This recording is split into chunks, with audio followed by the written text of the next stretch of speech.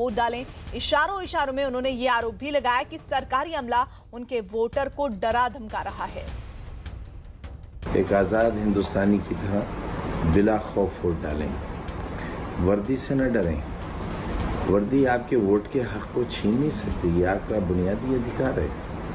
अगर कोई आपके साथ ज्यादती करता है आज, तो आज आप उस ज्यादती को बर्दाश्त कर लें, लेकिन अपने उस हक से अपने आप को महरूम मत करें जो आपको नस्लों रुलाएगी।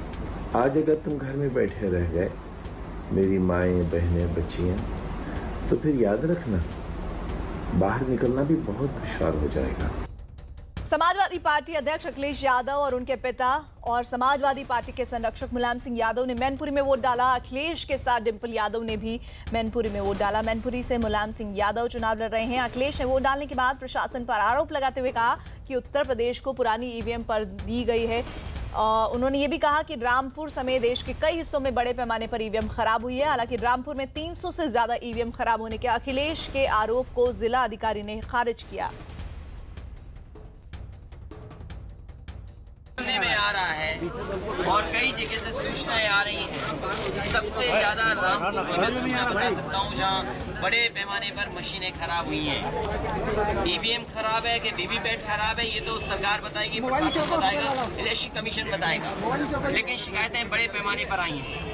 वहीं बदायूं में सरकार के मंत्री एक घर में बैठ करके मतदाताओं को फोन कर करके समझा रहे हैं वोट कहाँ डालना है, जबकि वो मंत्री वहाँ नहीं रह सकते। ये प्रशासन पूरा लगा हुआ है उत्तर प्रदेश का कि कैसे भी बेईमानी हो जाए। हमें उम्मीद है कि इलेक्शन कमीशन हस्तक्षेप करेगा और ऐसे दोषी अधिकारियों के खिलाफ कार्रवाई होगी। मुझे याद है जब कैराना की मशीनों की शिकायत थी, उस समय ये कहा गया था कि गर्मी ज्यादा है, उसकी वजह से वीवीपैट और मशीनें खराब हो रही हैं। और अभी जो सूचना मिल रही है, जिला अधिकारी ये कह रहे हैं अच्छी तरह ट्रेनिंग नहीं मिली, इसलिए ईवीएम या वीवीपैट खराब हुआ है। इसका जिम्मेदार कौन है? अगर लोकतंत्र हमारा दुनिया का सबसे बड़ा है, तो इलेक्शन कमीशन को निश्चित करना चाहिए कि किसी भी स्तर पे प्रशासन हस्तक्षेप न कर पाए। ये उंगलियां उठी हैं और ईवीएम वीवीपैट पे पहली बार उंगली नहीं उठी है। तमाम जगह से जहां जहां वोट पड़ रहे हैं वहां से सूचनाएं आ रही हैं और सूचना यहाँ तक मिल रही है कि उत्तर प्रदेश में तो दे दी है पुरानी ईवीएम और अपने यहाँ लगा दी हैं नई मशीनें। सोचिए, इतना भेदभाव, मशीनों में भेदभाव, काम में भेदभाव। अच्छा, नफरत की राजनीति खत्म होगी वोट से। इस चरण में मैं कह सकता हूँ, जो आग लगाई थी भारतीय जनता पार्टी ने, पहले चरण में बुझ गई, दूसरे चरण में भी खाई कम की है और ये तीसरा चरण ऐसा है जहां सरकार को पता नहीं लगेगा कि उनके खिलाफ कितना मतदान हुआ है।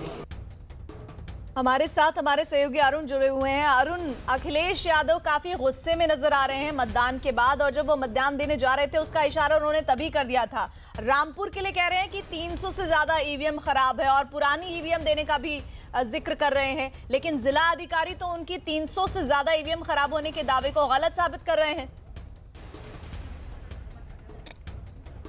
देखिए, निश्चित रूप से अखिलेश यादव सैफई आए थे यहाँ पर मुलायम सिंह यादव के साथ। वो तस्वीरें जरा मैं आपको दिखाऊं। ये जो पोलिंग बूथ है यहाँ पर, अब जो है वोटर कम संख्या में पहुँच रहे हैं। सवेरे से बहुत काफ़ी संख्या में यहाँ वोटर आए थे। ज़्यादातर महिलाओं ने सबसे पहले यहाँ पर वोट डाला था और उसके बाद अखिलेश यादव ने जब मीडिया से बात की, उनके साथ डिंपल यादव थी, उनका मुख्य कंसर्न जो था वो ईवीएम को लेकर था। उनका ये कहना था कि कैराना में जिस तरह से गर्मी की वजह से आयोग ने कहा था कि कुछ मशीनों में खराबी आ गई, उसी तरह की समस्या आज भी आ रही। बदायूं का जिक्र उन्होंने किया, रामपुर का जिक्र किया उन्होंने।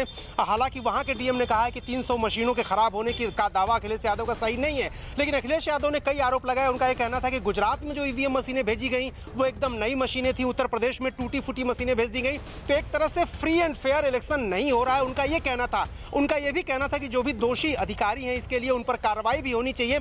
जहां तक रामपुर की बात आपने कही, आजम खान इस तरह के बयान के लिए जाने जाते हैं और वर्दी को लेकर के उन्होंने जो बयान दिया कि इनसे डरो मत, कभी अधिकारियों को लेकर बात करते हैं, कभी वर्दी वर्दी वालों को लेके बात करते हैं तो आजम खान की इस तरह से पॉलिटिक्स, स्टाइल ऑफ पॉलिटिक्स इस तरह से रही है, वो अपने लोगों में जोश उत्साह भरने के लिए जो अधिकारी होते हैं मौके पर या पुलिस जो होती है उनके खिलाफ इस तरह की बातें वो जानबूझकर करते हैं ताकि उनके लोगों को लगे कि उनका हित साधने वाला, उनको देखने वाला, उनकी बात करने वाला कोई मौजूद है और वो कद्दावर नेता है, धाकड़ नेता है। और ये एक टैक्टिस होती है चुनाव के दिनों में, नेता अपने लोगों को मोबिलाइज करने के लिए इस तरह के बयान देते हैं। आजम खान का बयान भी उसी कड़ी का हिस्सा है। ठीक है अरुण, अब हम चलेंगे अनुराग ढांडा के पास, फिरोजाबाद से वो हमारे साथ है। अनुराग, आज सुबह आपने जो तस्वीर दिखाई वो देश के लोकतंत्र में एक अपने आप में अनोखी और ये बताने के लिए काफी थी कि किस तरह से लोग अपनी नाराजगी व्यक्त करने के लिए भी वोट कास्ट नहीं कर रहे हैं। हालांकि बाद में काफी हद तक मामले को सुलझाने की कोशिश हुई।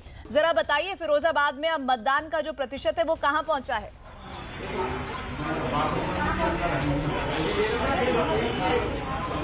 देखिए, मतदान पर प्रतिशत तो अभी फिलहाल फिरोजाबाद की अगर बात करें तो 46% के आसपास हुआ है 3 बजे तक का अगर देखें। और उसको उत्साहित करने के लिए वोटर को तमाम इंतजाम इलेक्शन कमीशन करता है। मैं इस वक्त जिस बूथ पर मौजूद हूं ये एक आदर्श बूथ है, पिंक बूथ की इसको संज्ञा दी गई है यहाँ पर। और पूरी तरह से इसकी सजावट जो आप देखेंगे ये पिंक कलर में की गई है। तमाम सुविधाएं यहाँ बूथ में आप जैसे ही पोलिंग सेंटर में अंदर आते हैं तो आपको ये जानकारी मिलती है तमाम की किस तरह से आपको वोट करना है। हर जगह पर आप हर कमरे के सामने जो पोलिंग बूथ है वहां पर पुलिसकर्मी मौजूद हैं। सुविधा का सब सारी इंस्ट्रक्शंस यहां पर मौजूद हैं। लेकिन उसके बावजूद ये सब किया जाता है इलेक्शन कमीशन की तरफ से एनकरेज करने के लिए कि वोटर एनकरेज हो, बड़ी तादाद में निकल करके आए। लेकिन उसके बावजूद इस आदर्श बूथ पर जो वोटिंग हुई है फिलहाल वो 40-41% के आसपास हुई है, जो कि चाहे वो स्टेट की एवरेज ले लीजिए, उत्तर प्रदेश की, या फिर फिरोजाबाद की जो हम बता रहे हैं 40% ज्यादा मतदान हुआ है उससे कम है। तो ये एक तरीके से चुनाव आयोग की जो कोशिश है वो इस बूथ पर उतनी कामयाब होती नजर नहीं आ रही। तो हम ये अपील भी करेंगे तमाम जो वोटर्स अभी तक नहीं पहुंचे हैं कि ये देखिए किस तरीके से चुनाव आयोग ने तमाम अच्छी तैयारियां की हैं, आप लोगों के लिए सुविधाओं का इंतजाम किया है। और अगर आप अभी तक मतदान करने नहीं पहुंचे हैं तो अपने अपने मतदान केंद्र पर पहुंचे वो वोट डालने के लिए। जी, आप आए हैं अभी तो? लखनऊ से आई हूँ। हाँ, वोट डालने लखनऊ से आई हूँ मैं। यहाँ तो बहुत अभी तक कम लोग पहुंचे हैं यहाँ तो, और इतना अच्छा इंतजाम यहाँ पे किया इलेक्शन कमीशन ने। तो हम तो भैया लखनऊ से आई हूँ स्पेशल वोट डालने के लिए। हाँ, वोट डालने के लिए। इन ऐसे वोटर से भी एनकरेज होना चाहिए। कुछ लोग ऐसे हैं ये लखनऊ से आई हैं सीधे यहाँ पर सिर्फ वोट डालने के लिए। तो जी